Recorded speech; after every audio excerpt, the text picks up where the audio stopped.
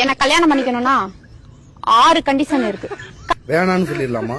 சரி, என்ன கண்டிஷன் கேட்போம். கண்டிஷன் நம்பர் 1, நான் எப்படி வேணாலும் ட்ரெஸ் பண்ணுவேன், அத நீ கேட்கவே கூடாது. எனக்கு அந்த ட்ரெஸ் வேணாம், நான் கேட்க மாட்டேன். நான் ஒன்னும் பொண்ணு கிடையாது, உன் ட்ரெஸ் மாட்டிக்கிட்டாலே.